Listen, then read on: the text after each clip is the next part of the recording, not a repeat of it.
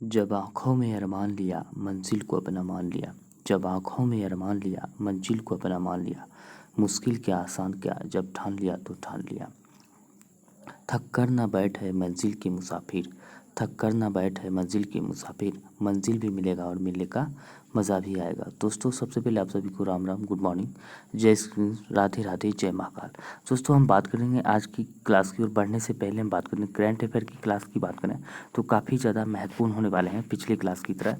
अगर हम बात करें इसके साथ साथ स्टैटिक्स की बात करें तो जो एग्ज़ाम में पूछे जाते हैं उन सारे क्वेश्चनों का जो प्रीवियस ईयर में पूछे गए हैं वो सारे क्वेश्चन को हम निपटारा करेंगे। वहाँ से क्वेश्चन हम करेंगे जहाँ से आपको एक ना एक नंबर आपको दिला सकते हैं एग्ज़ाम में। तो हम बात कर लेते हैं वीडियो को, बात कर लेते हैं, ज़्यादा से ज़्यादा दोस्तों के साथ शेयर करें, लाइक करें अगर पसंद आए तो। नहीं तो कोई दिक्कत नहीं है, क्योंकि वीडियो को जब तक पूरा नहीं देखेंगे तब तक मज़ा ही नहीं आएंगे।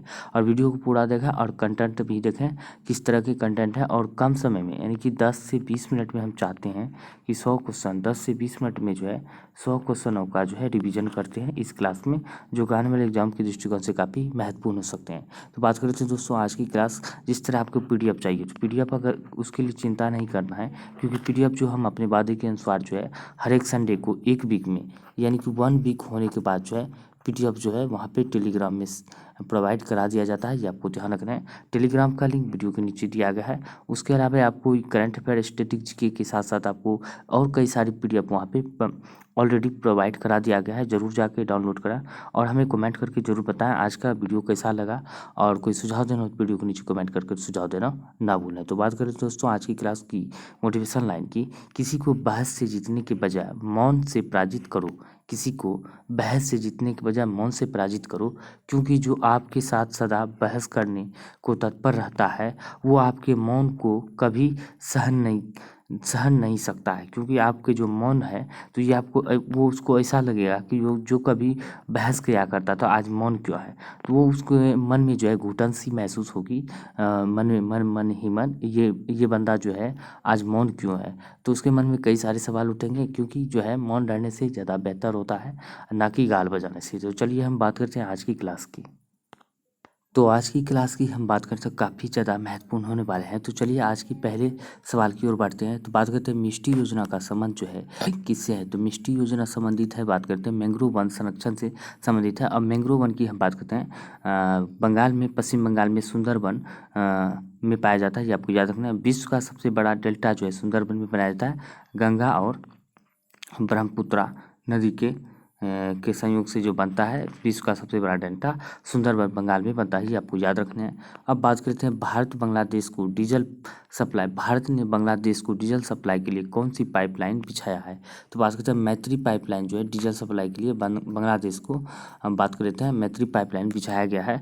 अब बात करते हैं बांग्लादेश यानी कि पोते की, तो बात कर लेते हैं उसका अभी वर्तमान में पीएम की बात करें तो कौन है वर्तमान में, शेख हसीना है। शेख हसीना शेख मुजीबुर रहमान की बेटी है शेख हसीना, ये आपको याद रखना है।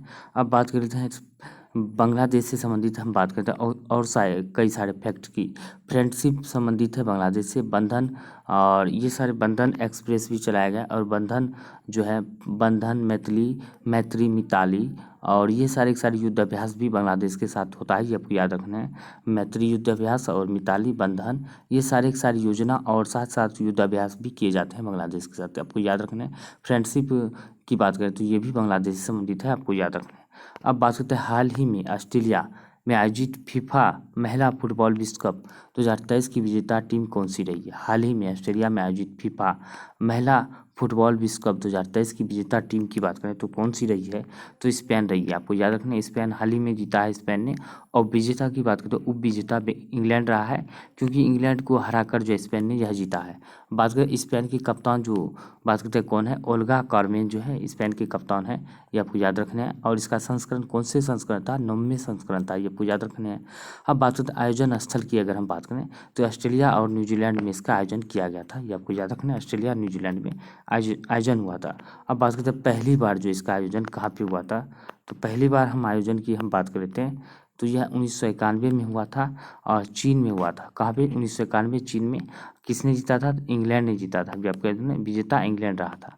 बात करते हैं गोल्डन ग्लव पुरस्कार की हम बात करें तो काफ़ी महत्वपूर्ण हो जाते हैं ये सवाल। अगर यहाँ से नहीं पूछेंगे तो कौन से संस्करण है और किसने जीता ये नहीं पूछेंगे तो ज़रूर है कि आपको यहाँ से पूछे जा सकते हैं क्वेश्चन। तो गोल्डन ग्लव पुरस्कार की बात करते हैं मैरी इरप्स यानी कि इंग्लैंड की खिलाड़ी है जो कि गोल कीपर था, इसको मिला है गोल्डन ग्लव का पुरस्कार। ये आपको याद रखना है। गोल्डन बॉल की हम बात करें तो पुरस्कार एटाना बोनमाटी को मिला। एटाना बोनमाटी की हम बात करते हैं, स्पेन की खिलाड़ी है, मिडफील्डर है। कौन सा है? ये मिडफील्डर है, ये आपको याद रखने हैं। अब वही बात कर लेते हैं गोल्डन बूट की। तो गोल्डन बूट पुरस्कार की हम बात करें तो हिनाता मियाजावा को मिला है जो कि जापान की है। ये आपको याद रखना है गोल्डन बूट। अब वही बात कर लेते हैं अगर फीफा विश्व कप 2022 की हम बात करें तो उसी तरह हम बात करते हैं फीफा विश्व कप 2022 आपको याद रखने हैं। तो कहाँ पे आयोजन किया गया था? कतर दोहा में फीफा विश्व कप 2022 का आयोजन हुआ था, जिसमें हम बात करते हैं विजेता रहा था अर्जेंटीना जो विजेता रहा था वो विजेता की बात करते हैं फ्रांस रहा था। और फ्रांस को हराकर अर्जेंटीना ने यह खिताब जीता था। ये आपको याद रखने हैं। अब बात करते हैं गोल्डन बूट। इसमें भी क्वेश्चन काफ़ी महत्वपूर्ण हो जाते हैं। तो गोल्डन बूट पुरस्कार की बात करें तो किलियन एम्बापे बूट बापे यानी कि जूते जो भी मारते हैं, जूते मारते हैं बेटे ने, बेटे को मारता है बाप ने, जूते मारते हैं बाप ने, तो इसलिए किलियन एम्बापे गोल्डन बूट का अवार्ड मिला है। बूट माने जूता हो जाता है। तो ये आपको याद रखना है। एम्बापे जूते मारते हैं, बाप ने जो है जूते मारते हैं, ये आपको याद रखना है। फ्रांस की खिलाड़ी है। गोल्डन बॉल की अगर हम बात करें तो लियोनेल मेसी को मिला है, ये अर्जेंटीना की खिलाड़ी है। अब बात करते हैं फीफा अंडर 17 वर्ल्ड कप की बात करें तो आयोजन कहाँ पे हुआ है? भारत में हुआ है।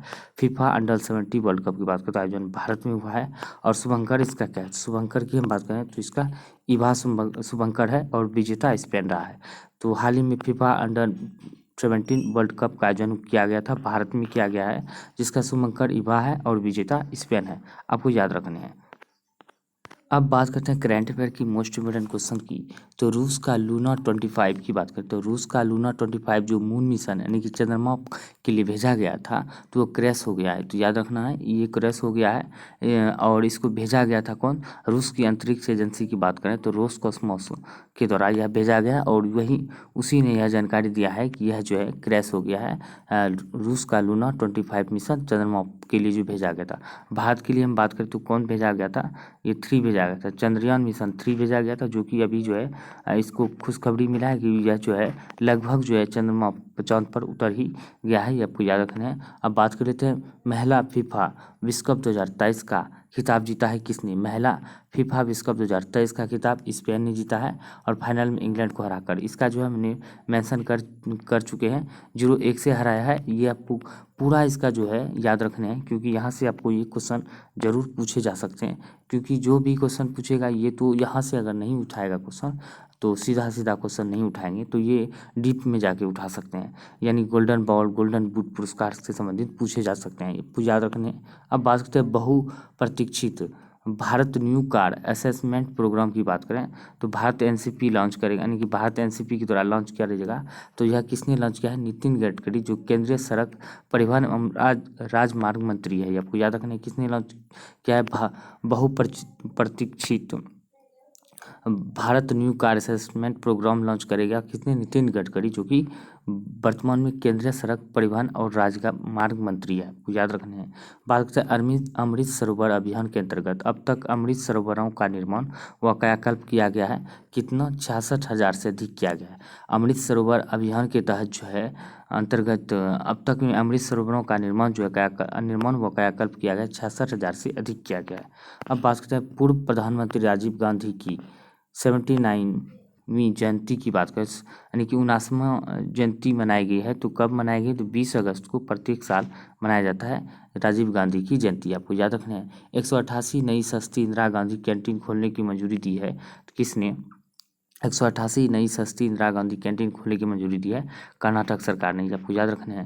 बात करें चंद्रयान 3 मिशन जो हम बात करें भारत का चंद्रयान 3 मिशन चांद पर सॉफ्ट लैंडिंग करेगा कब? 23 अगस्त 2023 को लॉन्च करेगा। ये आपको याद रखना है, काफ़ी महत्वपूर्ण हो जाते हैं ये सवाल। अब बात करते हैं पंजाब एंड सिंध बैंक 2026 तक भारत में शाखाएं खुलेगी। पंजाब एंड सिंध बैंक की बात करें 2026 तक में कितनी शाखाएं खोलेंगी, तो 2000 शाखाएं खोलेंगी, आपको याद रखने हैं।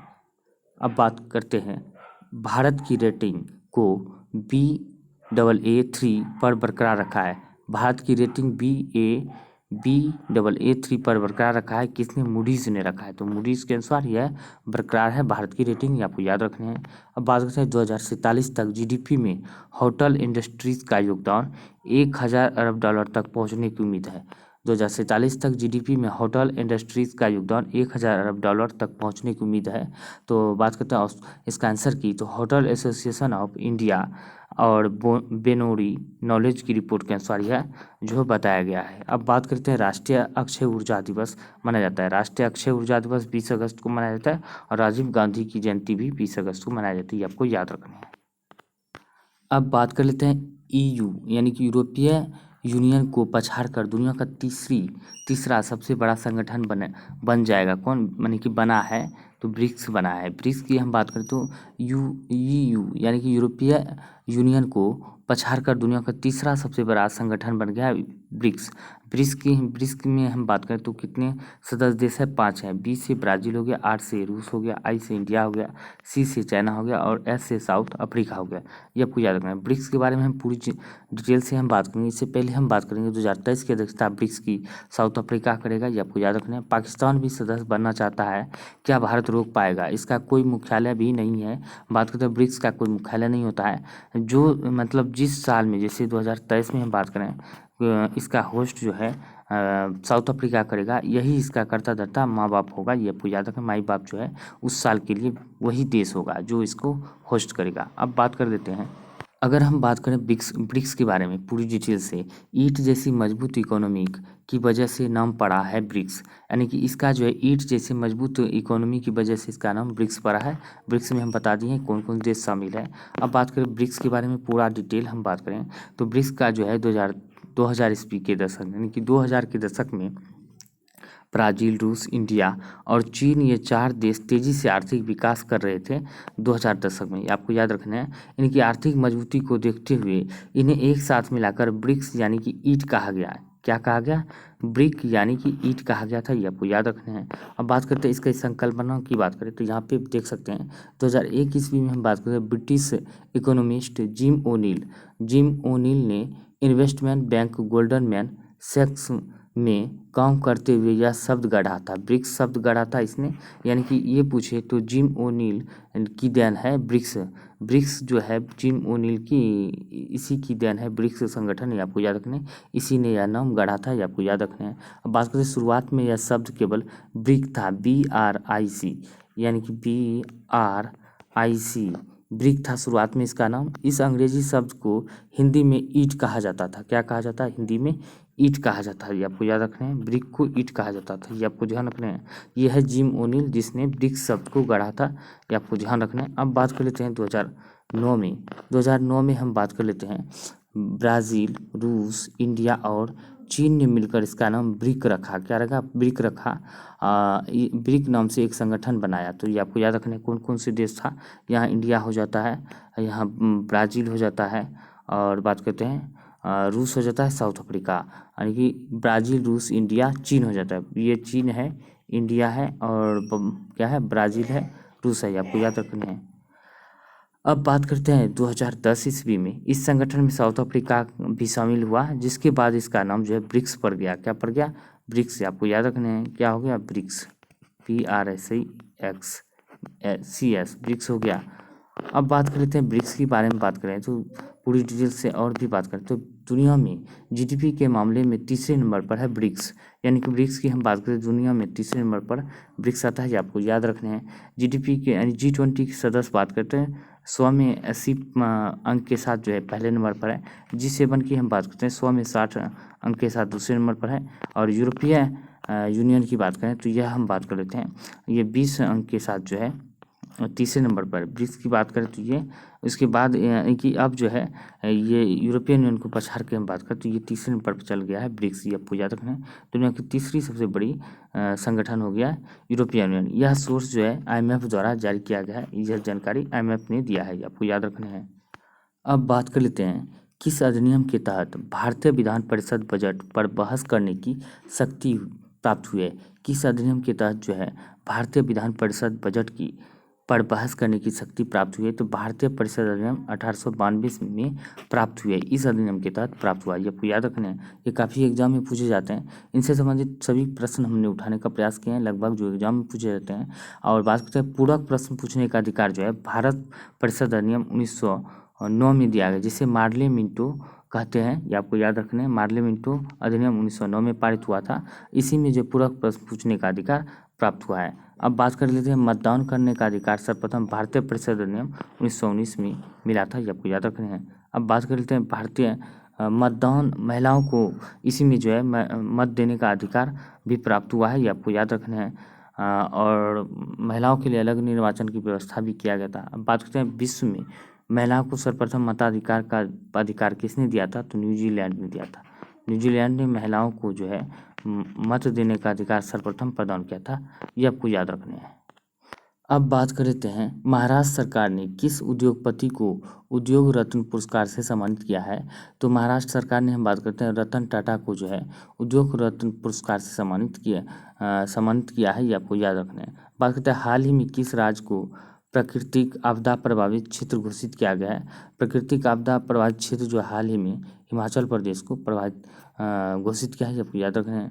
अब वहीं बात करते हैं, यहाँ पे हाल ही में चौथी G20 व्यापार और निवेश मंत्री स्तरीय बैठक शुरू हुआ है। तो हाल ही में चौथी G20 व्यापार और निवेश मंत्री स्तरीय बैठक की बात करते हैं, शुरू कहाँ पे हुआ है? जयपुर में हुआ है। ये आपको याद रखने हैं। अंडर-20 विश्व कप खिताब जीतने वाली भारतीय पहलवान बनी है। तो अंडर-20 विश्व कप खिताब जीतने वाली भारत की पहली पहलवान बनी है अंतिम पंघाल। अंतिम पंघाल की बात करें तो ये बनी है। आपको याद रखना, ऑप्शन डी सी हो जाएगा। अब बात कर लेते हैं दुनिया का पहला ह्यूमैनॉइड पायलट पिवोट लॉन्च किया है। तो दुनिया का पहला ह्यूमैनॉइड पायलट पिवोट की बात करें तो ये साउथ अफ्रीका द्वारा लॉन्च किया है। ये आपको याद रखना है। हाल ही में विश्व मच्छर दिवस कब मनाया गया है? तो हाल ही में विश्व मच्छर दिवस 20 अगस्त को मनाया गया। ये आपको याद रखना है। राज्य में मक्खन महोत्सव की बात करते हैं, अंडूरी राज्य में मक्खन महोत्सव अंडूरी का आयोजन कहाँ किया गया? तो उत्तराखंड में किया गया। ये आपको याद रखना है। बात करते हैं साउथ इंडियन बैंक के नए MD एवं CEO की बात करें तो कौन बने हैं? PR शेषाद्री बने हैं। साउथ इंडियन बैंक के नए MD एवं CEO बने हैं। अब बात कर लेते हैं हाल ही में कहाँ में मेटी केले को GI टैग मिला है? तो हाल ही में मेटी केला यानी कि मेटी केला को बात करें GI टैग मिला है, तो कन्याकुमारी में मिला है। ये आपको याद रखना है। हाल ही में विश्व एथलेटिक चैंपियन 2023 शुरू किया गया। तो हाल ही में विश्व एथलेटिक चैंपियन की बात करें 2023 शुरू किया गया हंगरी में। आपको याद रखना है। वहीं बात करते हैं अमेरिकी फुटबॉल क्लब इंटर मियामी ने पहली बार जीता लीग कप का खिताब। अमेरिकी फुटबॉल क्लब इंटर मियामी ने पहली बार जीता लीग कप का खिताब। ये आपको याद रखने काफ़ी महत्वपूर्ण हो जाता है, हाल ही में जीता गया है। अब बात करते हैं दोस्तों बहुत ही ज़्यादा मोस्ट इम्पोर्टेंट क्वेश्चन जो एग्जाम में बहुत बार पूछे जाते हैं, यानी कि बार बार पूछे जाने वाले सवाल। महावीर से संबंधित बात करते हैं व्यक्ति और गौतम बुद्ध से संबंधित व्यक्ति की बात करें तो गौतम बुद्ध और महावीर दोनों एक साथ है। आपको यहाँ से कोई कन्फ्यूजन नहीं होना चाहिए। हम बात करते हैं सिद्धार्थ। महावीर के पिता का नाम क्या था? सिद्धार्थ था। ये आपको याद रखना है। सिद्धार्थ क्या था? महावीर का पिता था। यहाँ पे देख सकते हैं। ठीक उसी प्रकार की बात करते हैं गौतम बुद्ध के पिता सिद्धार्थ यानी कि शुद्धोधन था। इसका 100 से आता है, इसका भी 100 से, इसका भी 100 से आता है। ये याद रखना है, कन्फ्यूजन को दूर कर लेना। हो सके तो इसका स्क्रीनशॉट ले लेना है क्योंकि काफ़ी महत्वपूर्ण सवाल है। यहाँ से कई ऐसे विद्यार्थी होते हैं जो फंस जाते हैं। आपको ध्यान रखना है 100 से शुद्धोधन, 100 से सिद्धार्थ। इसका पिता का नाम सिद्धार्थ था जो कि गौतम बुद्ध के बचपन का नाम सिद्धार्थ था और महावीर के पिता का नाम सिद्धार्थ था। ये आपको याद रखना है। जो गौतम बुद्ध के बचपन का नाम था वो महावीर के पिता का नाम है। ये आपको याद रखना है। बात करें त्रिशला, इसकी माता का नाम था। त्रिशला क्या था? महावीर की माता का नाम था महामाया। की बात करें तो गौतम बुद्ध के माता का नाम महामाया था। राजा बिंबिसार की बात करें तो फूफा था। राजा बिंबिसार कौन था?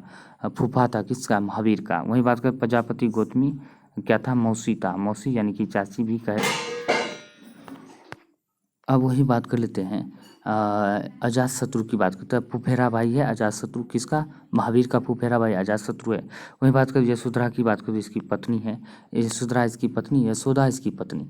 यानी कि दा लग गया तो महावीर की पत्नी, धरा लग गया तो गौतम बुद्ध की पत्नी। अनुजा प्रियदर्शनी की बात करते हो, इसकी पुत्री है अनुजा प्रियदर्शनी। तो अनुजा प्रियदर्शनी इसकी पुत्री है। और बात करते हैं राहुल इसका पुत्र है, राहुल इसका पुत्र, इसका अनुजा प्रियदर्शनी पुत्री। जमाली की बात करें तो दामाद इसका था, जमाली इसका दामाद था। वही बात करें कंथक यानी चन्ना, चन्ना यानी कंथक इसका सारथी यानी कि प्रिय घोड़ा था, जिसे प्रिय घोड़ा पूछ सकते हैं एग्जाम में, प्रिय घोड़ा या गौतम बुद्ध का सारथी कौन था, चन्ना यानी कि कंथक। चन्ना भी दे सकता है और कंथक भी एग्जाम में आ सकते हैं, कोई कोई नाम टू में से दे सकता है, आपको याद रखना है। अब बात करते हैं चंदना, चंदना कौन था, चंदना प्रथम भिक्षुनी था जैन धर्म का, ये आपको याद रखना है। वही बात कर लेते हैं इसका जो है प्रथम गुरु था अलारक्रम, ये आपको याद रखना है गौतम बुद्ध का। द्वितीय गुरु की बात करें तो रुद्रकराम पुत्र था, रुद्रकराम पुत्र था, पुत्र था इसका गौतम बुद्ध का दूसरा गुरु, आपको याद रखना है।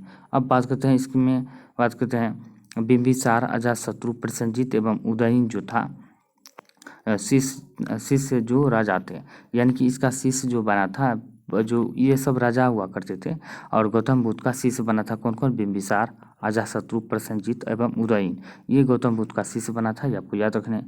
वही बात कर लेते हैं इसका शिष्य जो प्रथम भिक्षुनी था चंदना, और मखली पुत्र गोसाल जो था आरंभिक सारथी था। मखली पुत्र गोसाल की हम बात करते हैं, आरंभिक सारथी था किसका, महावीर का, ये आपको याद रखना है। अब बात करते हैं महावीर का जो बचपन का नाम वर्धमान था, ये आपको याद रखना है वर्धमान। और गौतम बुद्ध के बचपन का नाम क्या था, इसके पिता का जो नाम है वही नाम गौतम बुद्ध के बचपन का नाम था सिद्धार्थ, ये आपको याद रखना है। अब बात करते हैं 400 यानी कि 540 ईसा पूर्व महावीर का जन्म हुआ था, ये आपको याद रखना है। अब वही बात करते हैं गौतम बुद्ध का जन्म की बात करें तो क्या हुआ था, 563 ईसा पूर्व इसका जन्म हुआ था, ये आपको याद रखना है। इस तरह आपको याद रखना है कि ताकि एग्जाम में फंसे नहीं, यहाँ से आपको एक नया क्वेश्चन जरूर पूछे जा सकते हैं। हम दोनों एक जगह लाए हैं क्योंकि आपको कोई कन्फ्यूजन ना रहे, तो आपको कमेंट में जरूर कमेंट करके बताना है। अगर वीडियो पसंद आए ज़्यादा दोस्तों के साथ शेयर करें, लाइक करें।